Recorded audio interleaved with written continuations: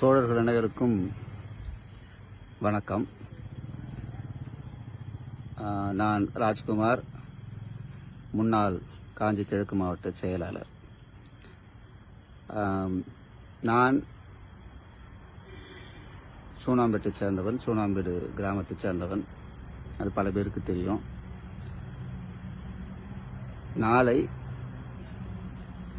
திருப்பூரில் தலைவர் மண்ணுரிமை போராளிகளுக்கு வீர வணக்கம் செலுத்துவதற்கான ஒரு ஜான் தாமஸ் ஏழுமலை நிகழ்ச்சி.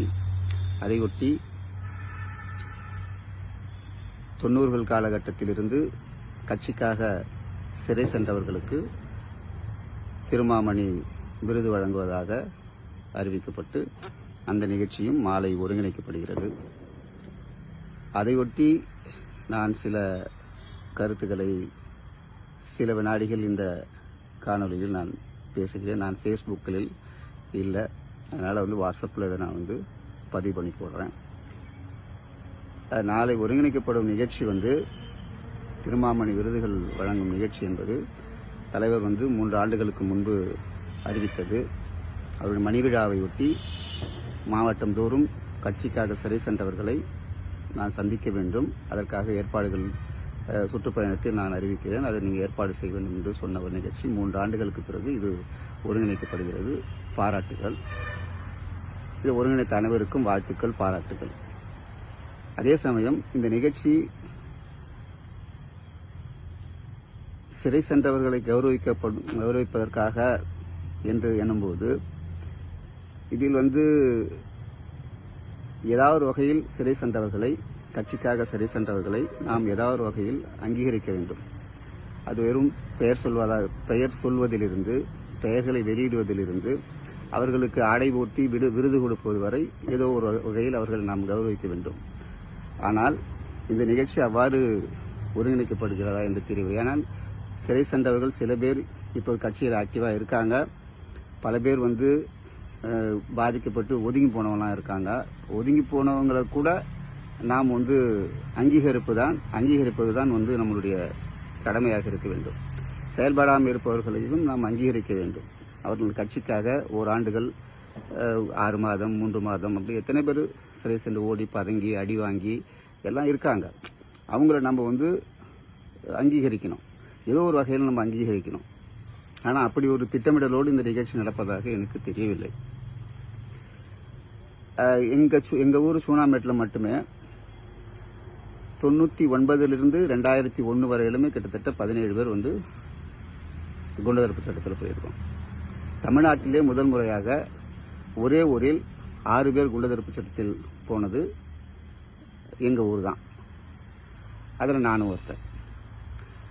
அதே வருஷத்தில் ஒரு 4-5 மாத இடைவெளியிலே இன்னொரு 7 பேர் போனாங்க.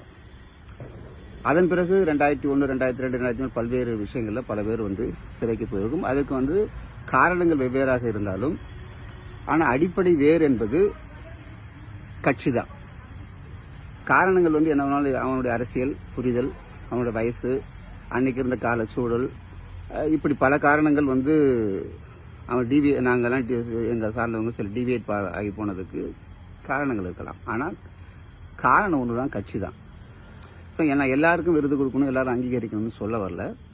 அது மாதிரி பல ஊரில் பல பேர் இருக்கான். இன்னைக்கு கட்சியில் இல்லாமலாம் இருக்கான். இப்போ 2009 தலைவர் உண்ணாவிரதம் வந்தப்போ கூட பல பேர் பஸ் எரிச்சிட்டு அதில் கொண்டு போனவங்கலாம் இருக்காங்க. நான் என்ன சொல்ல வரேன்னா, இந்த கூட்டம் அனைத்து மாவட்ட செயலாளர்களும், காஞ்சிபுரம் மாவட்டத்தில் அனைத்து மாவட்ட செயலாளர்களும் ஒன்று கூடி பேசி முடிவெடுத்து அந்தந்த மாவட்டத்தில் அந்தந்த மாவட்ட செயலாளர்கள் இந்த கூட்டத்தை, ஒவ்வொரு கூட்டத்தையும் ஒருங்கிணைச்சு இது மாதிரி இந்த விஷயங்களுக்காக இந்த கூட்டம் கூட்டப்படுகிறது. இதில் இந்த காலகட்டத்தில் யாராவது சிறை சென்னா அவன் நம்ம கௌரவிக்கணும். அவங்களுக்கு பெயர் பட்டியல் வேணும்னு சொல்லிட்டு நம்ம ஒரு கூட்டங்களை போட்டு அங்கங்கே நடத்தியிருந்தோமா, குறைஞ்சபட்சம் ரிமாண்ட் ஆனவன் இப்போ எத்தனை வழக்கு வாங்கினவங்க, வழக்கு பதியப்பட்ட விவரம், இப்படி பல விஷயங்கள் நம்ம ஒரு டேட்டா பேஸை நம்மளால் உருவாக்கி இருக்க முடியும். அது குறைஞ்சபட்சம் ஒரு ஃபேஸ்புக்லேயோ இல்லை தலைவர் பேசும்போதோ அதை அவர் வாயால் அறிவிச்சிருந்தாலே அது ஒரு அங்கீகாரம் தான். அதெல்லாம் செஞ்ச மாதிரி எனக்கு தெரியல. இதுவரையிலும் எத்தனை பேருக்கு அந்த திருமாமணி விருது கொடுக்க போகிறாங்கன்ற விஷயத்த கூட பெயர் பட்டியல் ஒன்றும் வெளியிடப்படலை. யாருக்குன்னு சொல்லிவிட்டோ எனக்கு முறையாக ஒன்றும் அறிவிக்கப்படலை.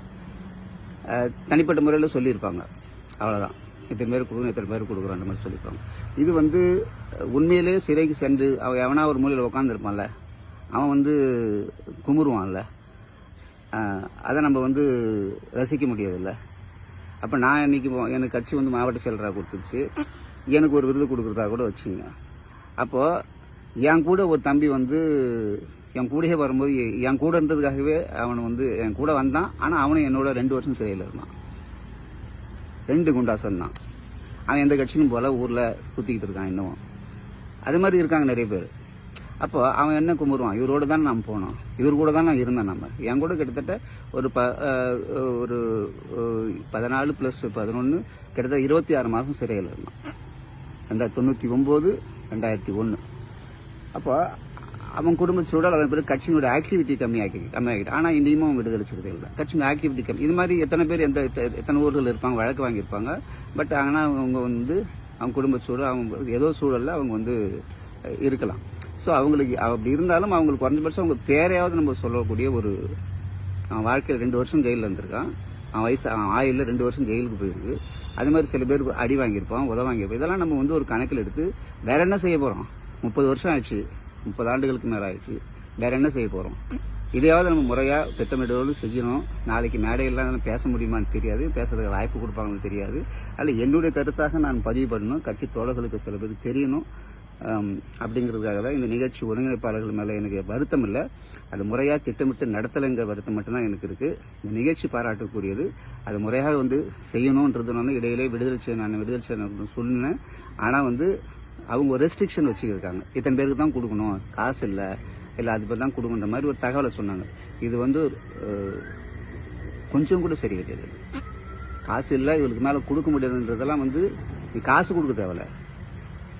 யாருக்கும் இப்போ எவ்வளோ என்ன கொடுக்க போறீங்கன்னு தெரியாது. காசு கூட கொடுக்க தேவையில்ல. அவங்கள கூப்பிட்டு ஒரு அங்கீகரிச்சிருந்தாலோ இல்லை அட்லீஸ்ட் குறைஞ்சபட்சம் ஒரு பெயர் போட்டிருந்தா, பேரை நீங்கள் வெளியிட்டிருந்தா கூட அதுவே ஒரு அங்கீகாரம் தான். அது தலைவர் வாயால் படித்தாலே ஒரு அங்கீகாரம் தான்.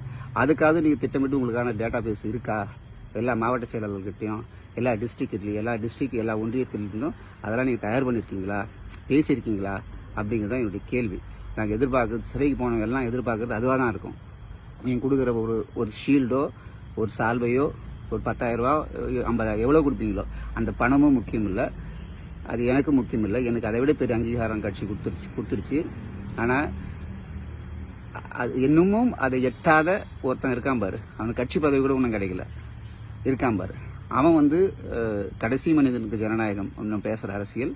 அந்த கடைசி அதில் பாதிக்கப்பட்ட யாராவது ஒருத்தர் கூட இது வேணாலும் வந்து குமரக்கூடாதுன்ற அடிப்படையில் தான் அதில் சிறைக்கு சென்றவன் அப்படின்ற முறையில் 3 ஆண்டுகள் கிட்டத்தட்ட என் வாழ்க்கையில் 38 மாதங்கள் சிறையில் கழிச்சவன் அப்படிங்கிற அடிப்படையில் நான் இந்த கருத்தை பதிவு பண்ணுறேன். நாளைக்கு ஏதாவது ஒரு திட்டமிட்டதோட தலைவர் வந்து அதை பேசினார்னா எல்லாருக்கும் மன நிறைவாக இருக்கும் என்பதை தான் முதல் தெரிவித்துக் கொள்கிறேன். நன்றி, வணக்கம்.